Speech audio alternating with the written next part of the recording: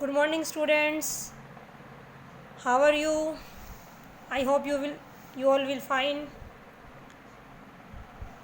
तो chapter first में हम टॉपिक पढ़ रहे थे inter conversion of states of matter कि मैटर की एक स्टेट को दूसरी स्टेट में हम कैसे कन्वर्ट कर सकते हैं। तो मैंने आपको दो तरीके बताए थे कन्वर्ट करने के, by changing the temperature, by changing the pressure. तो हम इफेक्ट ऑफ टेम्परेचर पढ़ रहे हैं। तो उसमें हमने सॉलिड टू लिक्विड चेंज पढ़ चुके थे हम। अब हम पढ़ेंगे लिक्विड टू गैस कि लिक्विड को गैस में कैसे बदला जाता है आपके पास। तो किसी भी लिक्विड को जनरली हम वाटर को जब गैस पे रखते हैं या उसको बॉईल करते हैं तो कुछ टाइम के बाद पानी आपके पास क्या होगा, गर्म करने के बाद उबलना स्टार्ट हो जाता है आपके पास। तो that process is known as boiling.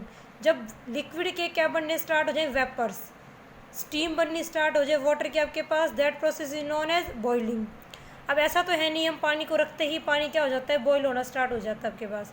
कुछ टाइम के बाद ही क्या होता है आपके पास, जो वाटर है आपका उबलना स्टार्ट होता है, क्योंकि हर एक लिक्विड का एक पर्टिकुलर क्या होता है, बॉइलिंग पॉइंट होता है आपके पास। तो बॉइलिंग पॉइंट क्या होता है आपके पास, वो टेम्परेचर जिस पे कोई लिक्विड बॉईल करना स्टार्ट कर दे एट एटमॉस्फेरिक प्रेशर के ऊपर, तो that temperature is known as boiling point.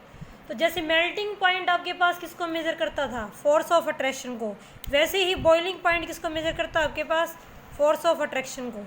जितनी ज़्यादा intermolecular force of attraction high होगी लिक्विड में, उसका बॉइलिंग पॉइंट उतना ही ज़्यादा होगा आपके पास। वाटर का बॉइलिंग पॉइंट कितना होता है आपके पास, सभी बच्चों को पता है, 100 डिग्री सेल्सियस। केल्विन में आप बदलेंगे तो 373 केल्विन। जिन लिक्विड का बॉइलिंग पॉइंट लो होता है आपके पास, उनके वेपर्स बहुत जल्दी बन जाते हैं और वो क्या कहलाते हैं आपके पास, वोलेटाइल लिक्विड। वोलेटाइल वर्ड कहाँ से आया, वॉलेंट्री से।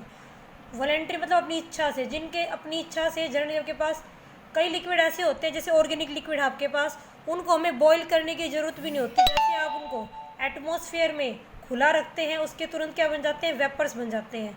वोलेटाइल लिक्विड आपके पास जैसे कि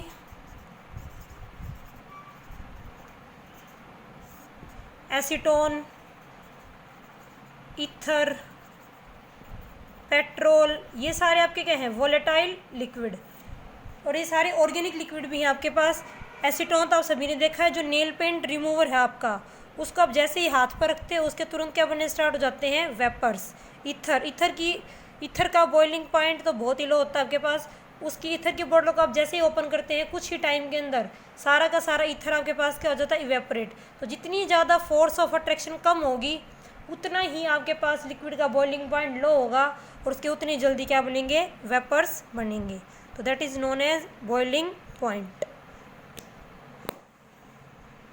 नेक्स्ट हम पढ़ेंगे आगे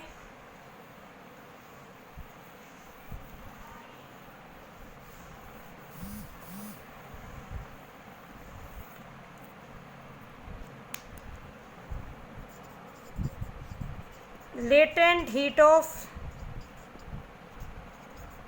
वेपोराइजेशन। जैसे आपके पास क्या थी, लेटेंट हीट ऑफ फ्यूज़न, वैसे आपके पास क्या होती है, लेटेंट हीट ऑफ वेपोराइजेशन। जब कोई लिक्विड एक बार जब बॉईल होना स्टार्ट हो जाता है आपके पास, उसके बाद आप उसको कितनी भी हीट दो, उसका बॉइलिंग पॉइंट क्या रहेगा, कांस्टेंट रहेगा, जब तक कि आपका सारा का सारा लिक्विड क्या नहीं हो जाता, बॉईल नहीं हो जाता। तो उस टाइम जो आप हीट दे रहे हो, that heat is known as latent heat of vaporisation. Latent का मतलब क्या होता है आपके पास, हिडन। तो जो आपने हीट दी वो हिडन है। हिडन का मतलब क्या है, वो हीट टेम्परेचर को राइज नहीं कर रही, वो हीट क्या करती है आपके पास, लिक्विड के पार्टिकल्स के बीच में जो इंटरमोलिकुलर फोर्स ऑफ अट्रैक्शन है उसको तोड़ेगी, जिससे कि लिक्विड किस में कन्वर्ट हो जाए, आपके पास वेपर्स के अंदर। तो आपके पास लेटेंट हीट क्या होगी, the amount of heat required to convert 1 kilogram of the liquid into vapours at its boiling point without rising its temperature, कि उसके टेम्परेचर को बिना बढ़ाए 1 किलोग्राम लिक्विड को जो हीट वेपर में कन्वर्ट कर दे, तो that heat is known as latent heat of vaporisation. The amount of heat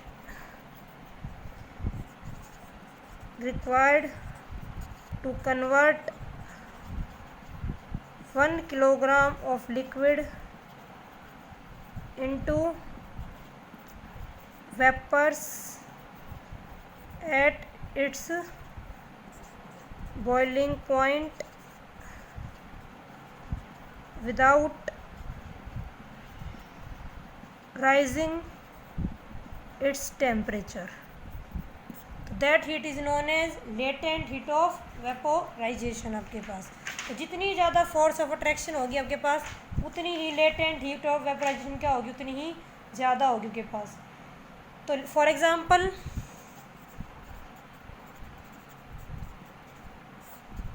जो लेटेंट हीट ऑफ वेपोराइजेशन है वाटर की,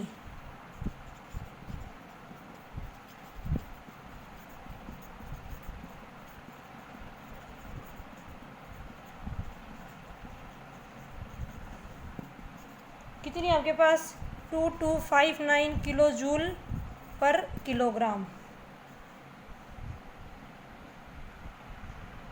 तो इसका मतलब के पास क्या हुआ, जो 1 किलोग्राम वाटर है आपका, जो स्टीम की फॉर्म में है, उसकी एनर्जी ज़्यादा होती है बजाय कि 1 किलोग्राम वाटर एट 373 केल्विन आपके पास। तो that process is known as boiling या वेपोराइजेशन। क्लियर आप सभी को? तो ये जो भी आपको वीडियो में दिखाए गए आपके पास, यही आपके नोट्स हैं, ये आपको रिटर्न करने हैं, फिर नोटबुक में लिखना आपको ये सभी को। लास्ट में जब चैप्टर फिनिश होगा मैं आपको एनसीईआरटी क्वेश्चन की पीडीएफ दूंगी और इस चैप्टर के नोट्स की पीडीएफ भी सेंड कर दूंगी। तो आप वीडियो से उतार सकते हैं, लास्ट में पीडीएफ से भी नोट डाउन कर सकते हैं। Thank you, have a nice day.